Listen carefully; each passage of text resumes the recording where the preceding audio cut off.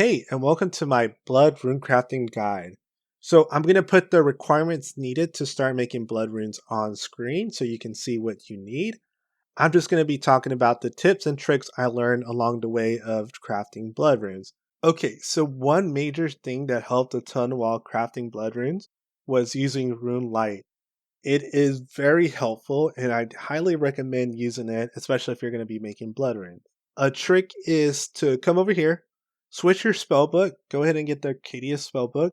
That way, every 30 minutes, you do get a home teleport, which teleports you closer to the altar, which will make it easier, will speed up your runs, also save you on run energy. So, highly recommend doing that. Also, you only want to bring the recommended items. In my inventory, I do have coins in a room pouch. You don't want to bring that. I brought it because the clips I was going to use for this guide got deleted by accident, and I came back so I can go ahead and record this. So yeah, just bring what is required. The pick, hey, even if you just bring your pickaxe, that's okay, because there is a spawn there for the secondary item needed. So really, you only need to bring a pickaxe, and you can just pick up the secondary item right there on the ground. Okay, so let's talk about which plugins you should have on while training here. So you want to make sure if you're like the standard version of RuneScape, just go to GPU and switch the draw distance to 90 or as high as it can go. If you like the high definition version of RuneScape, just turn that one on and make sure the draw distance is at 90 or as high as it can go. Because currently, right now, it's at 90.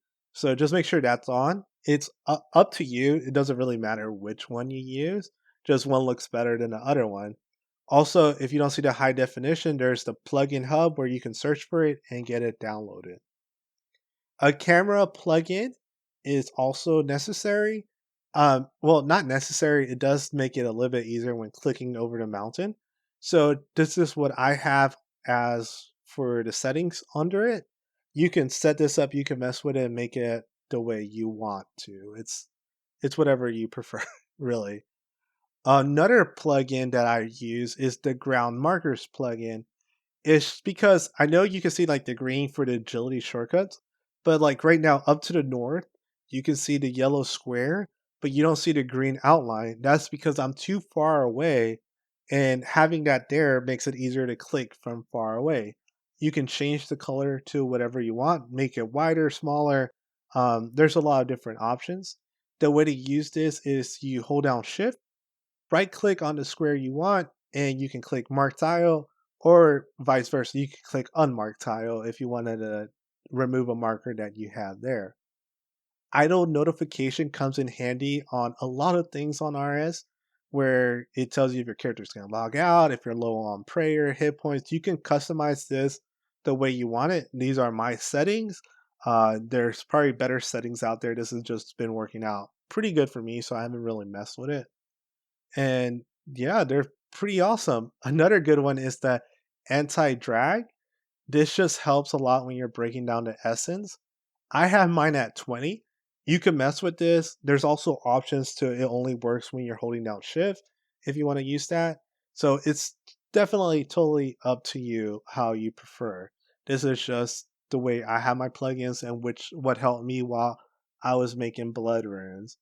If you know any more good plugins, if I forgot to mention one, let me know down in the comments because I'm gonna have to come back to runecrafting later. Because I'm still not 99, and I'm gonna put that off for a while, maybe until leagues comes. So if there's any other plugins that I forgot to mention, make sure to leave it down below to help me and anyone else watching the video. So, in case you're wondering what those two yellow squares to the bottom left are, that's where I have to. As soon as I pass that little area, I can click on the altar um, to go ahead and convert the essence. But it's not perfect, so it's like you can mess with that. I just put them down because I noticed like, oh, around this area.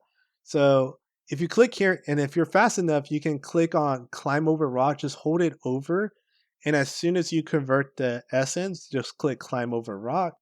I messed up here. It does work. It's just I misclicked, and then sometimes it might not work if there's a little bit like a lag spike, or it's just I don't know how to perfect it, but it does work. So it's a little bit less clicking, which is pretty cool. But yeah, those are all my tips. I'm gonna just speed up a run so you can see what to do. So after you get one full inventory, you break down the essence. You come back, you mine another full inventory, and then after the second full inventory, you just go and make the blood runes. The reason why you can't do three full inventories is because once you break it down into the little shards things, it only holds 28, so it only holds one. So you can only do two inventories at once. I wonder if they made it that way where you can only have basically two inventories on you. It's just so that you wouldn't hoard a ton of essence and go and get 99 rune crafting at one time, which would be crazy to see the XP drop. But yeah, I'm pretty sure that's everything you need to know about blood rune crafting. If I miss anything or if there's a plugin I forgot to mention, please leave a comment down below. That way we can help out the RS community. If you have any questions, leave a comment. I'll get back to you as soon as I can. And I hope you enjoyed the video. If you did, make sure to hit the like. And good luck with the blood rune crafting. I will catch y'all next time. Peace.